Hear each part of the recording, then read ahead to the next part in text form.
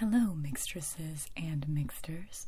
This is Mixtress Ray, and you are either watching Mixtress Video or listening to What's This Bitch Talking About? The podcast. So, I'm doing a little crossover this week. I have been wanting to make an ASMR video that is like a page turning book reading kind of ASMR, but I've been hesitating because my computer is 7 years old, and every time I edit a video, I'm scared it's going to be the last time I will. And I've been also simultaneously avoiding doing my podcast because for some reason I haven't really been feeling like I don't know, talking about myself, which is odd because I'm very self-centered and I like talking about myself usually. I'm doing it right now. But I just haven't felt like I just haven't lately on the podcast. I haven't felt like getting really personal or philosophical. I've just sort of wanted to look outside myself and appreciate pop culture and other things like that. So I thought it might be fun to do a crossover today. So if you're watching the YouTube video, there'll probably just be like a still that I took of the book that we're going to read from today. And if you're listening to the podcast, this is an ASMR thing, so it might not be the kind of thing that you usually come to me for in the podcast, but if you like it, you can go subscribe to my YouTube channel, which is just called Mixtress Ray. So let's get started. This is probably my first really traditional ASMR video, because I'm actually going to try to like incorporate some sounds and some close talking and stuff like that, like I'm doing right now. So other sounds you might hear in the background. I have a little can of black cherry sparkling water that is kind of bubbling, so you might be able to hear it.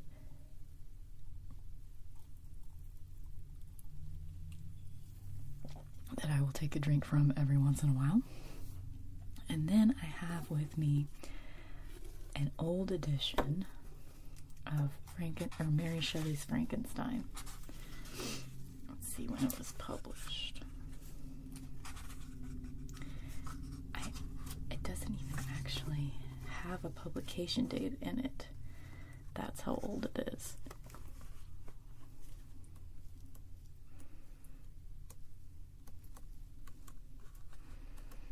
It's got like this dark green, like forest green cover. It really doesn't. It's just, okay, I'll describe it for you. So you turn the first page and it says Frankenstein, or the Modern Prometheus. The next page, Art Type Edition. Frankenstein by Mary W. Shelley.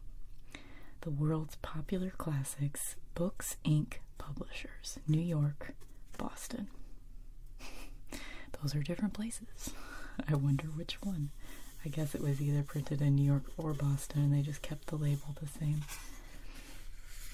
And then on the next page, printed in the United States of America. Does not say when. It's got just a non-descript. There's no picture on the cover.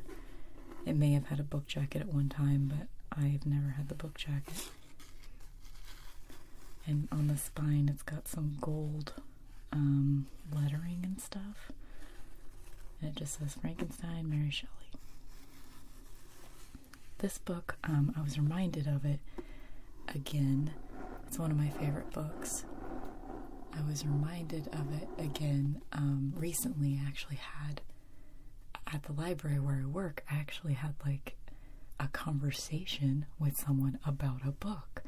She had a Bride of Frankenstein tattoo, and I complimented it, and she started talking about how Frankenstein is her favorite book, and then I just sort of started gushing about how I felt about the book, and how it's kind of the first sci-fi novel, and it was done by a woman who was the daughter of a feminist, like a noted feminist at the time.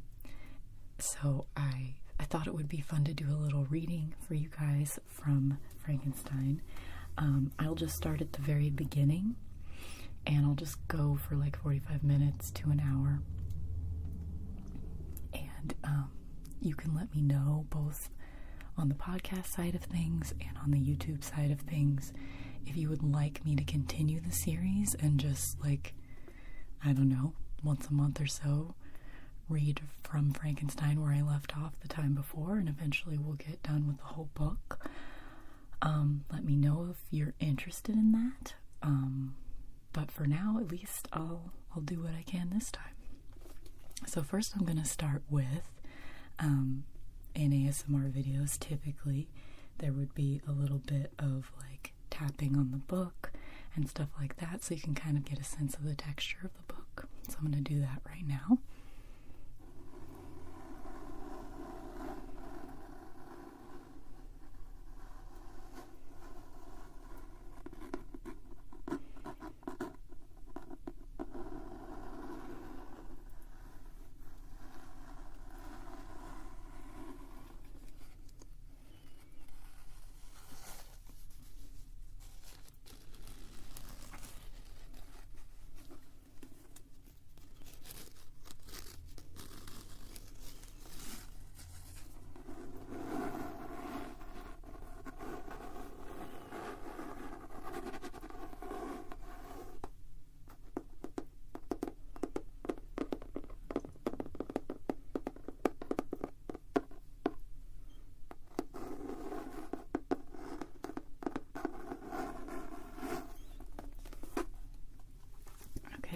Get started.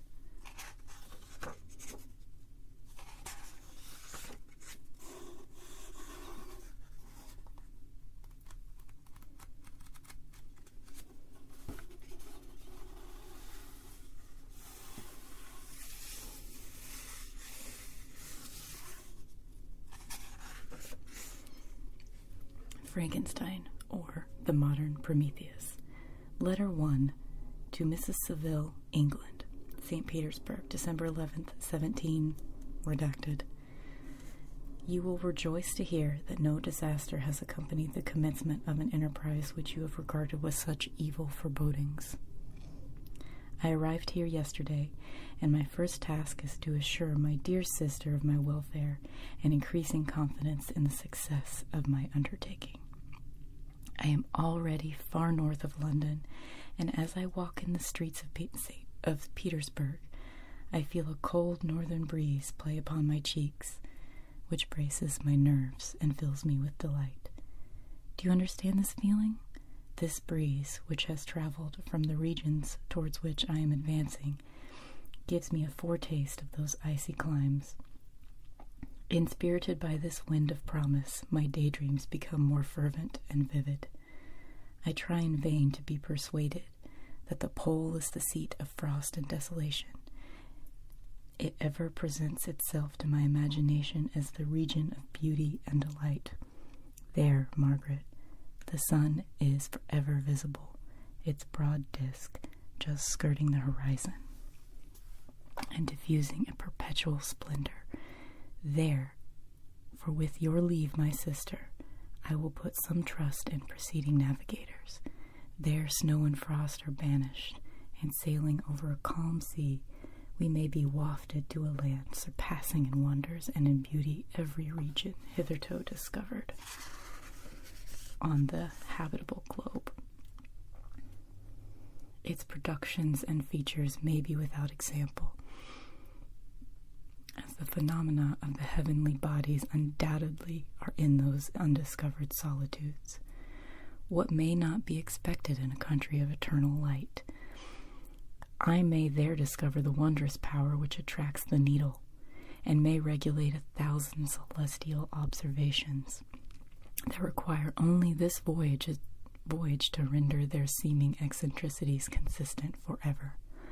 I shall satiate my ardent curiosity with the sight of a part of the world never before visited, and may tread a land never before imprinted by the foot of man.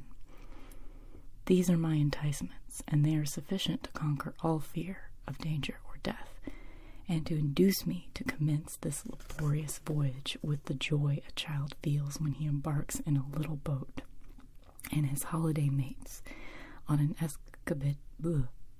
an expedition of discovery up his native river.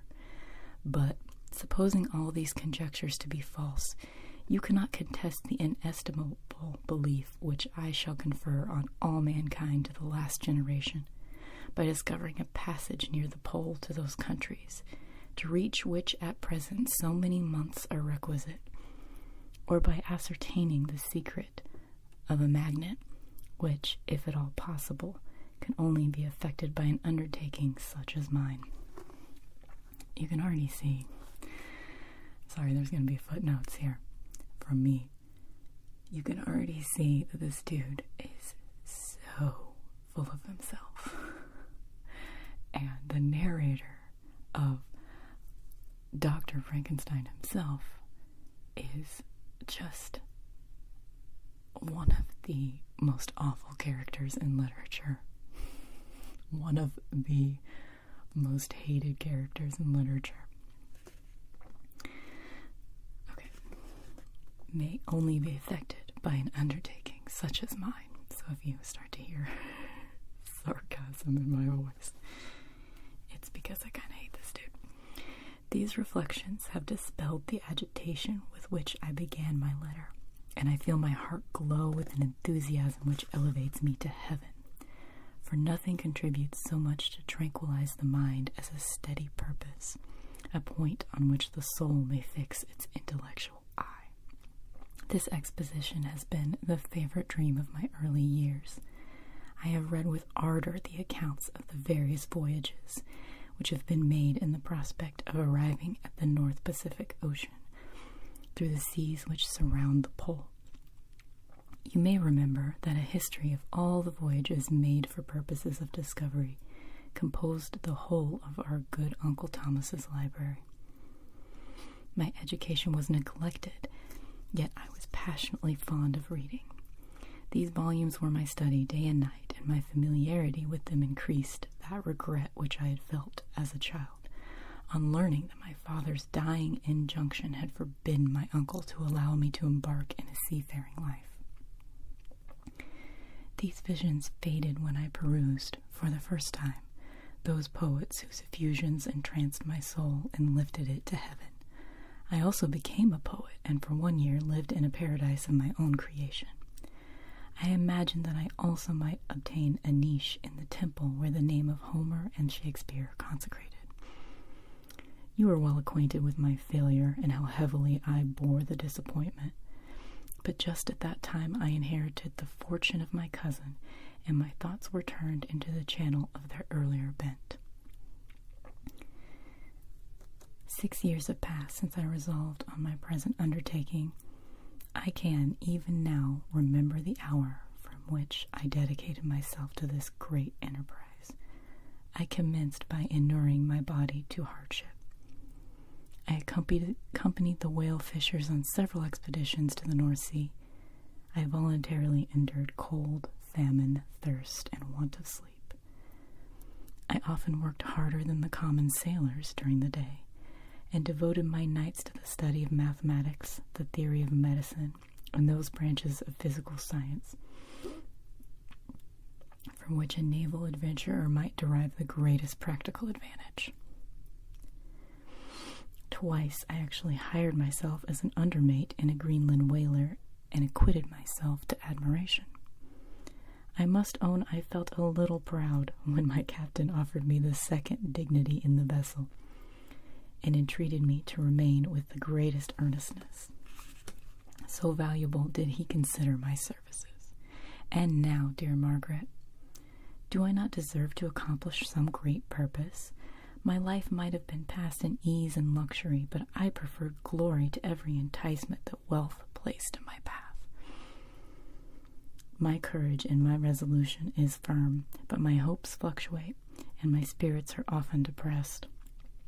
I am about to proceed on a long and difficult voyage, the emergencies of which will demand all my fortitude. I am required not only to raise the spirits of others, but sometimes to sustain my own when theirs are failing. Dude, that's called being a human. This is the most favorable period for traveling in Russia. They fly quickly over the south in their sledges.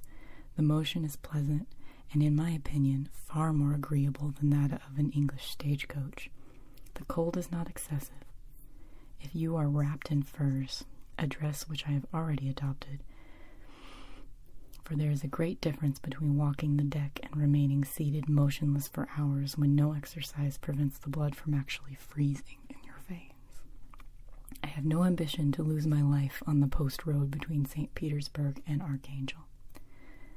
I shall depart for the latter town in a fortnight or 3 weeks, and my intention is to hire a ship there, which can easily be done by paying the insurance for the owner, and to engage as many sailors as I think necessary among those who are accustomed to the whale fishing. I do not intend to sail until the month of June, and when shall I return? Ah, dear sister, how can I answer this question? If I succeed, many, many months, perhaps years, will pass before you and I may meet. If I fail, you will see me again soon, or never. Farewell, my dear, excellent Margaret. Heaven shower down blessings on you, and save me, that I may again and again testify my gratitude for all your love and kindness. Your affectionate brother, R. Walton. Wait, R. Walton. So this isn't actually even Dr. Frankenstein himself. It's been a while since I read this book. I think it's mostly done in letters.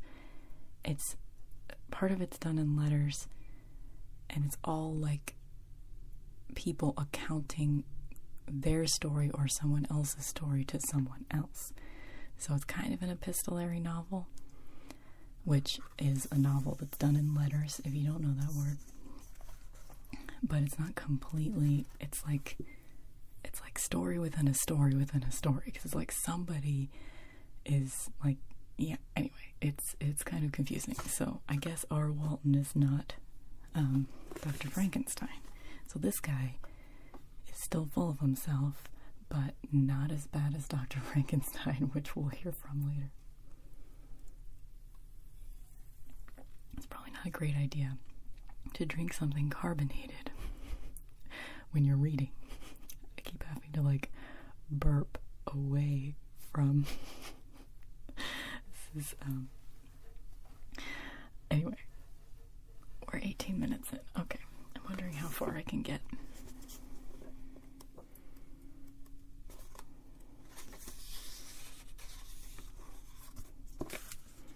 This is like the preamble, because once I get through this chapter, we'll be at chapter 1.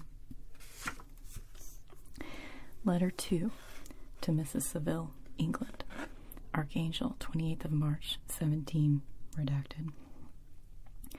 How slowly the time passes here, encompassed as I am by frost and snow, yet a second step is taken towards my enterprise. I have hired a vessel, and am occupied in collecting my sailors. Those whom I have already engaged appear to be men on whom I can depend, and are certainly possessed of dauntless courage. But I have one want which I have never yet been able to satisfy, and the absence of the object of which I now feel as a most severe evil. I have no friend, Margaret. When I am glowing with the enthusiasm of success, there will be none to participate my joy. If I am assailed by disappointment, no one will endeavor to sustain me in dejection. I shall commit my thoughts to paper, it is true, but that is a poor medium for the communication of feeling. I desire the company of a man who could sympathize with me, whose eyes would reply to mine. You may dream me romantic, my dear sister, but I bitterly feel the want of a friend. I have no one near me, gentle yet courageous, possessed of a cultivated as well as a capacious mind, whose tastes are like my own, to approve or amend my plans. How would such a friend repair the faults of you? How would such a friend repair the faults of your poor brother? I am too ardent in execution and too impatient of difficulties, but it is a still greater evil to me that I am self-educated.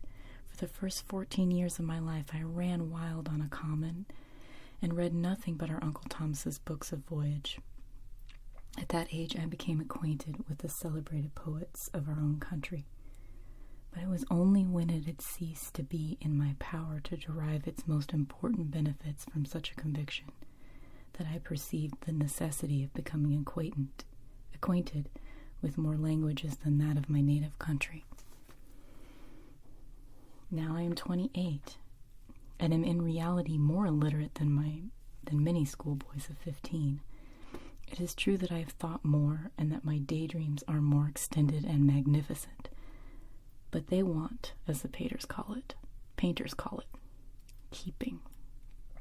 And I greatly need a friend who would have sense enough not to despise me as romantic, and affection enough for me to endeavor to regulate my mind.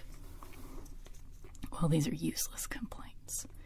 I shall certainly find no friend on the wide ocean, nor even here in Archangel, among merchants and seamen. Yet some feelings, unallied to the dross of human nature, beat even in these rugged bosoms. My lieutenant, for instance, is a man of wonderful courage and enterprise. He is madly desirous of glory. He is an Englishman, and in the midst of national and professional prejudices, unsoftened by cultivation, retains some of the noblest endowments of humanity. I first became acquainted with him on board a whale vessel. Finding that he was unemployed in this city, I easily engaged him to assist in my enterprise.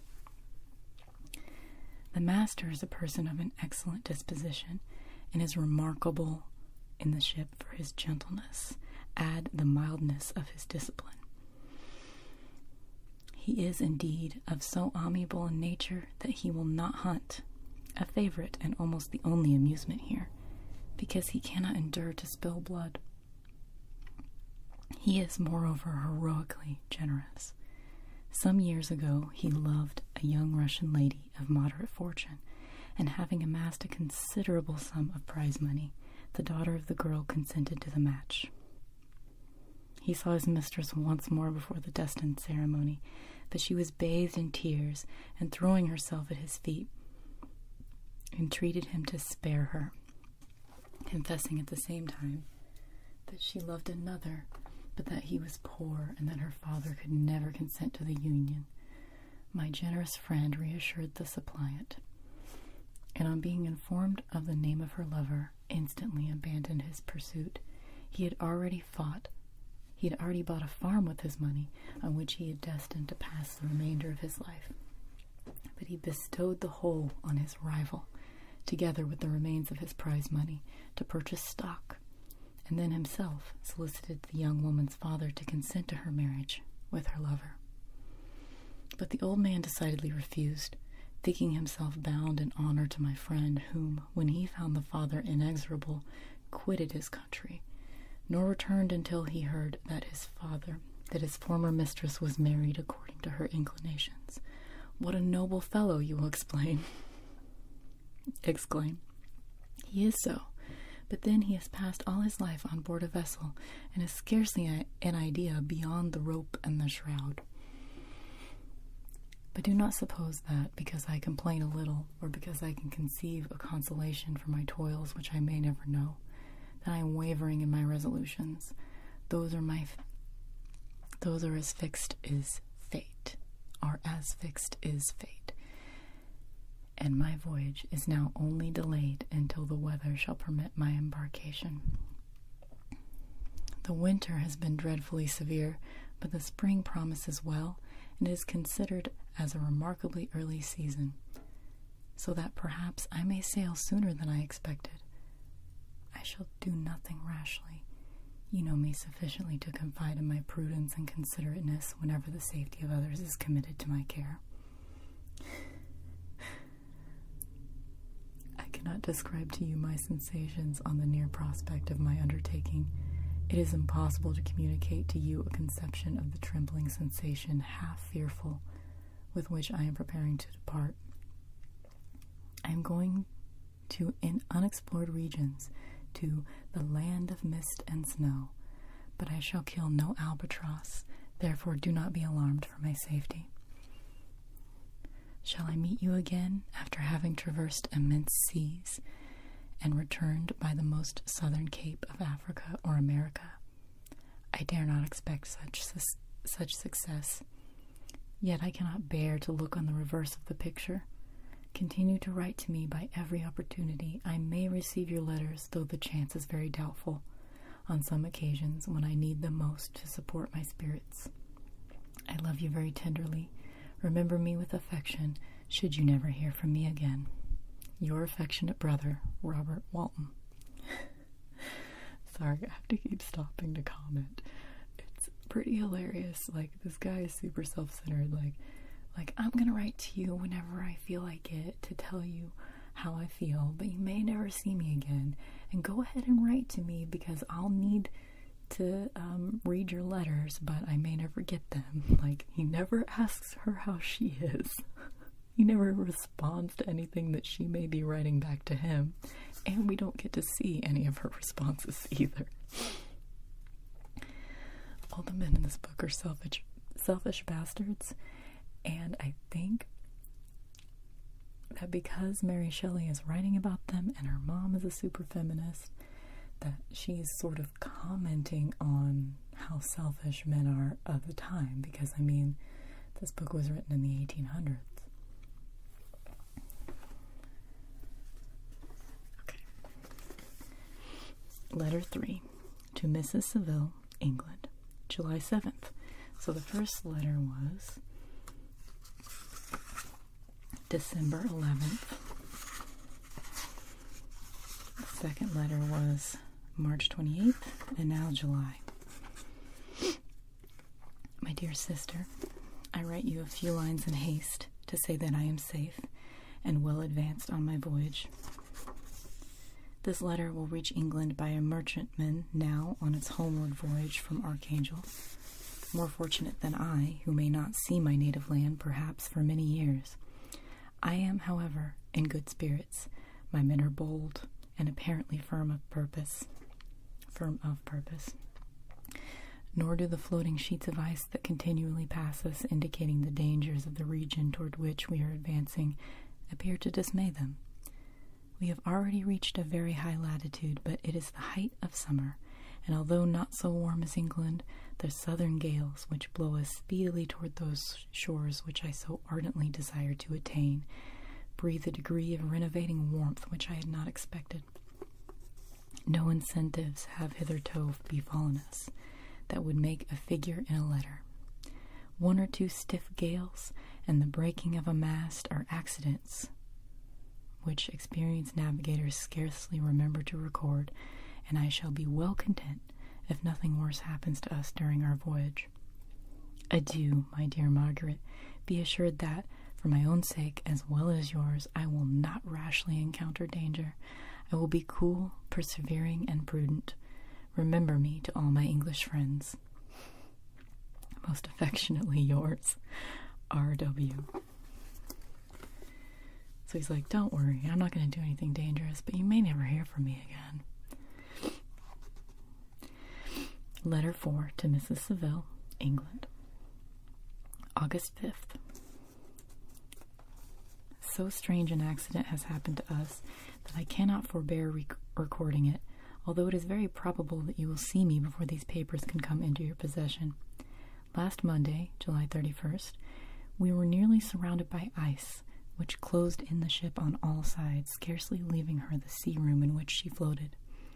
Our situation was somewhat dangerous, especially as we were compassed round by a very thick fog.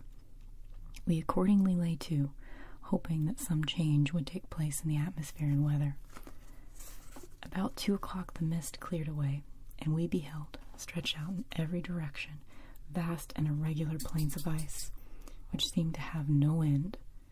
Some of my comrades groaned, and my own mind began to grow watchful with anxious thoughts, when a strange sight suddenly attracted our attention and diverted our solicitude from our own station.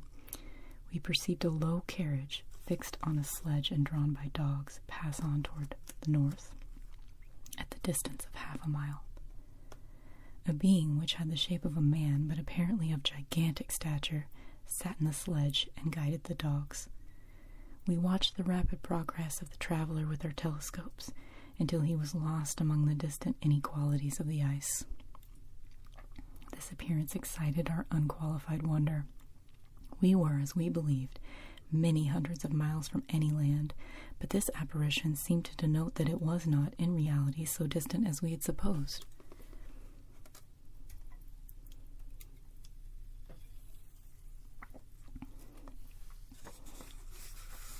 Shut in, however, by ice, it was impossible to follow his track, which we had observed with the greatest attention. About 2 hours after this occurrence, we heard the ground sea, and before night the ice broke and freed our ship. We, however, lay to until the morning, fearing to encounter in the dark those large, loose masses which float about after the breaking up of ice. I profited of this time to rest for a few hours. In the morning, however, as soon as it was light, I went upon deck and found all the sailors busy on one side of the vessel, apparently talking to someone in the sea. It was, in fact, a sledge, like that we had seen before, which had drifted towards us in the night on a large fragment of ice.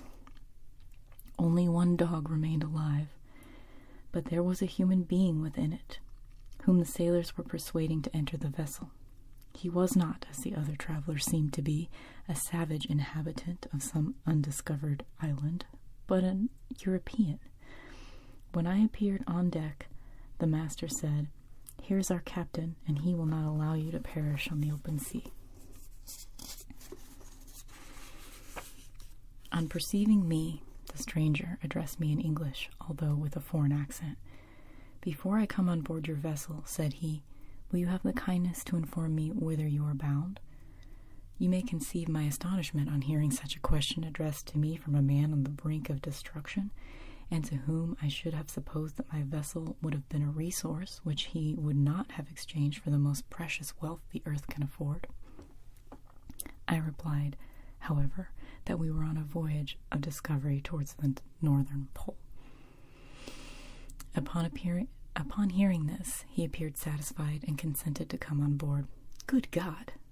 Margaret, if you had seen the man who thus capitulated for his safety, your surprise would have been boundless. His limbs were nearly frozen, and his body dreadfully emaciated by fatigue and suffering. I never saw a man in so wretched a condition. We attempted to carry him into the cabin, but as soon as he had quitted the fresh air, he fainted. We accordingly brought him back to the deck, and restored him to animation by rubbing him with brandy and forcing him to swallow a small quantity. As soon as he showed signs of life, so they poured brandy on his body and rubbed it in. How does that help anything? Okay. A waste of good brandy, I say. As soon as he showed signs of life, we wrapped him up in blankets and placed him near the chimney of the kitchen stove. By slow degrees he recovered and ate a little soup, which restored him wonderfully. 2 days passed in this manner before he was able to speak, and I often feared that his sufferings had deprived him of his understanding. When he had in some measure recovered, I removed him to my own cabin and attended on him as much as my duty would permit. I never saw a more interesting creature. His eyes have generally an expression of wildness and even madness, but there are moments when, if anyone performs an act of kindness towards him, or does him any of the most trifling service, his whole countenance is lighted up, as it were, with a beam of benevolence and sweetness that I never saw equaled. But he is generally melancholy and despairing, and sometimes he gnashes his teeth as if impatient of the weight of woes that oppress him. When my guest was a little recovered, I had great trouble to keep off the men who wished to ask him 1,000 questions, but I would not allow him to be tormented by their idle curiosity. in a state of body and mind whose restoration evidently depended upon entire repose. Once, however, the lieutenant asked why he had come so far upon the ice in so strange a vehicle. His countenance instantly assumed an aspect of the deepest gloom, and he replied, to seek one who fled from me. And did the man whom you pursued travel in the same fashion? Yes. Then I fancy we have seen him, for the day before we picked you up we saw some dogs drawing a sledge, with a man in it, across the ice.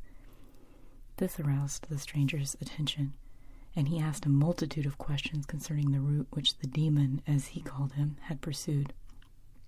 Soon after, when he was alone with me, he said, I have, doubtless, excited your curiosity, as well as that of these good people, but you are too considerate to make inquiries. Certainly, it would indeed be very impertinent and inhuman in me to trouble you with any inquisitiveness of mine. And yet you rescued me from a strange and perilous situation. You have benevolently restored me to life. Soon after this, he inquired if I thought that the breaking up of the ice had destroyed the other sledge. I replied that I could not answer with any degree of certainty, for the ice had not broken until near midnight, and the traveler might have arrived at a place of safety before that time. But of this I could not judge. From this time the stranger seemed very eager to be upon deck, to watch for the sledge which had before appeared. But I have persuaded him to remain in the cabin, for he is far too weak to sustain the rawness of the atmosphere. And I have promised that someone should watch for him and give him instant notice if any new object should appear in sight. Such is my journal of what relates to this strange occurrence up to the present day. The stranger has gradually improved in health, but is very silent and appears uneasy when anyone except myself enters his cabin. Yet his manners are so conciliating and gentle that the sailors are all interested in him, although they have very little communication with him. For my own part, I begin to love him as a brother, and his constant and deep grief fills me with sympathy and compassion. He must have been a noble creature in his better days, being even now in wreck so attractive and amiable. I said in one of my letters, my dear Margaret, that I should find no friend on the wide ocean. Yet I have found a man who, before his spirit had been broken by misery, I should have been happy to have possessed as the brother of my heart. I shall continue my journal concerning the stranger at intervals, should I have any fresh incidents to record. So I gotta comment again. I find it funny that he decides that he wants to be best friends with some emaciated, crazy person that just happens upon his boat whenever he has a whole crew of men around him. Like, obviously this dude needs some dude companionship. Of what degree, I don't know. But I'm sure there was a lot more homosexual behaviors back in the day when women weren't allowed to like do anything or go anywhere with men. I mean, there just had to be, right? So obviously this dude needs a boyfriend, and instead of choosing someone that is readily available, he waits for some emaciated madman to become his friend. Isn't that funny? Okay, so that letter was, I just like to remind myself of when, at the time, that letter was August 5th, and the next one does not say it's a new letter, it's just a new date, so it's probably written on the same letter. August 13th. My affection for my guest increases every day. He excites at once my admiration and my pity to an astonishing degree. How can I see so noble a creature destroyed by misery without feeling the most poignant grief? He is so gentle, yet so wise. His mind is so cultivated. And when he speaks, although his words are cold with the choicest art, yet they flow with rapidity and unparalleled eloquence. Okay, so this guy has a hard-on for this dude because he's smart, and he thinks that no one else is as smart as him, so I guess that's why no one else could be his friend. because they're stupid, because they're just people that work on a boat. Whatever. He is now much recovered from his illness and is continually on deck, apparently watching for the sledge that preceded his own. Yet, although unhappy, he is not so utterly occupied by his own misery, but that he interests himself deeply in the employments of others. He has asked me many questions concerning my design, and I have related my little history frankly to him. He appeared pleased with the confidence and suggested several alterations in my plan, which I shall find exceedingly useful. There is no pedantry in his manner, but all he does appears to spring solely from the interest he instinctively takes in the welfare of those who surround him. He is often overcome by gloom, and then he sits by himself and tries to overcome all that is sullen or unsocial in his humor. These paroxysms pass from him like a cloud from before the sun, though his dejection never leaves him. I have endeavored to win his confidence, and I trust that I have succeeded. One day I mentioned to him the desire I had always felt of finding a friend who might sympathize with me and direct me by his counsel.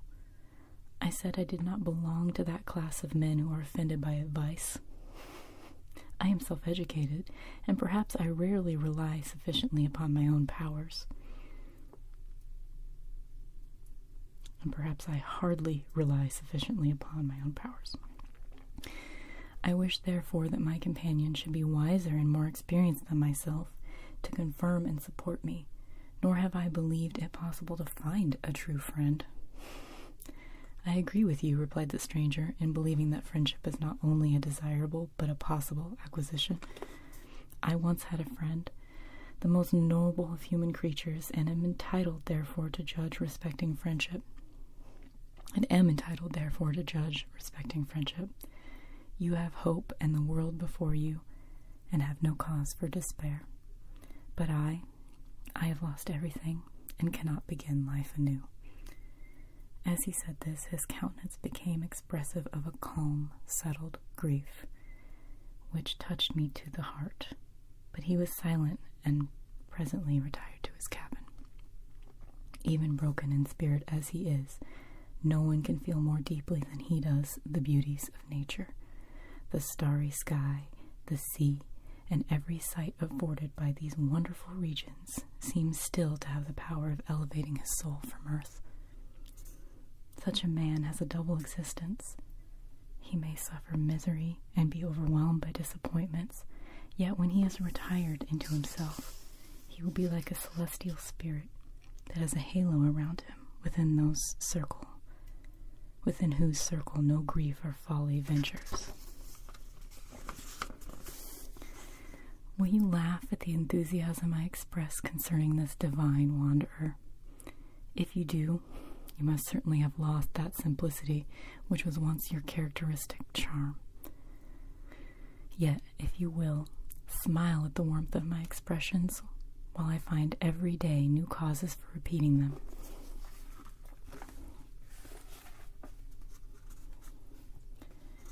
August 19th. Still same letter. Yesterday the stranger said to me, "You may easily perceive, Captain Walton." Would you still call this guy a stranger if he's been in your life for like a month now? And they still haven't mentioned his name.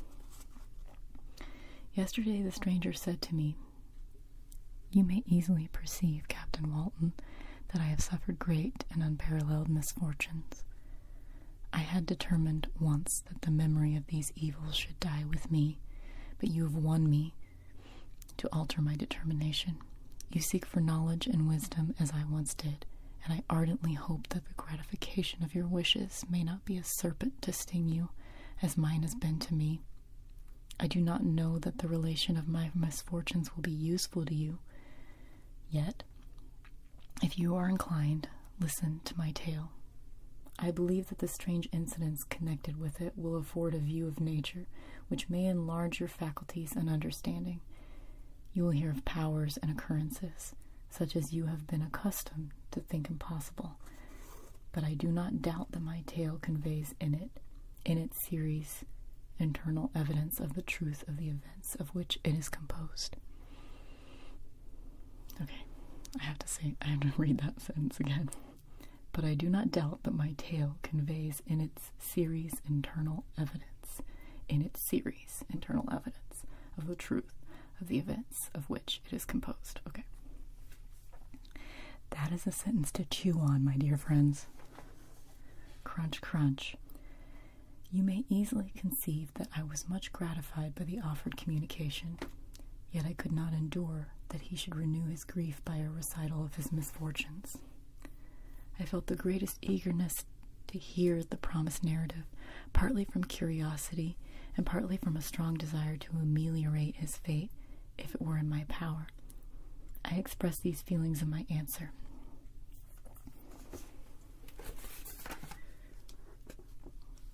I thank you, he replied, for your sympathy, but it is useless. My fate is nearly fulfilled. I wait for but one event, and then I shall repose in peace. I understand your feeling, continued he, perceiving that I wished to interrupt him, but you are mistaken, my friend. If thus you will allow me to name you, nothing can alter my destiny. Listen to my history, and you will perceive how irrevocably it is determined. How irrevocably? I like to say irrevocably, but I don't think that's right. He then told me that he would commence his narrative the next day, when I should be at leisure. This promise drew from me the warmest thanks. I have resolved every night to record, as nearly as possible in his own words, what he has related during the day. If I should be engaged, I will at least make notes. This manuscript will doubtless afford you the greatest pleasure, but to me, who know him and who hear it from his own lips, with what interest and sympathy shall I read it at some future day? So that's it. That's the beginning, which is just a few letters before chapter 1. So now I'm remembering how this book unfolds a little bit. So basically, what we just heard was Robert Walton writing to his sister, obviously. And next we're going to hear, it's going to be first person from Dr. Frankenstein's point of view. But it is Robert Walton retelling the tale to Margaret still. But it's just in first person because we're supposed to be kind of like there in the room with him listening to Dr. Frankenstein tell Robert Walton the story of the monster. And at one point, I think we get a different perspective as well. At one point, we catch up to the present and we get to hear some of the monster's direct thoughts somehow. I can't remember how that goes. I think at one point during the story, the monster tells Dr. Frankenstein his point of view. And so then we get Dr. Frankenstein telling Robert Walton, well, what we really get at one point is Robert Walton telling his sister the story from the point of view of Dr. Frankenstein while he's telling it from the point of view of the monster. So there's some inception of retellings going on in this. So if you would like to hear this series continued, next time we will start with Chapter 1 of Frankenstein, or The Modern Prometheus. So thank you for listening today. If you're coming from the podcast, I know this is a huge departure from what I normally do, but I just thought it would be interesting to try it out, see how it goes. If no one likes it, then I won't do it again. And if you do like it, then I'll do stuff like this more often. And this is also a departure from the normal YouTube video as well, if you're watching the YouTube video. For one thing, it's not a video. But if you're at all interested in this, I do have a podcast, and it's called What's This Bitch Talking About? It's not ASMR, but it's, I just kind of talk about pop culture that I'm experiencing. I like babble about my life, much like the radio show, if you've ever heard the radio show. I have too many things. So I'm just going to go ahead and promote those things real quick, and then I'll let you guys go. So there's Mixtress Radio, which can be found on mixtressray.com, and it airs every Friday from 7 to 11 Central Time. And I play a lot of music on that, obviously, because it's a radio show. And then the podcast is called What's This Bitch Talking About? And it's on iTunes, TuneIn, Stitcher, and SoundCloud. And of course, the YouTube channel is on Mixtress Ray. So thank you for listening tonight. If you would like to contribute to the continued endeavors of my creativity, send me a couple bucks on PayPal. The link will be in the description notes if you're coming from YouTube. And also, I guess it'll be in the description notes whether you're on the podcast right now or YouTube. Either way. So that was the first part of Frankenstein by Mary Shelley. I hope you guys have a great week, and I will talk to you next time. Bye!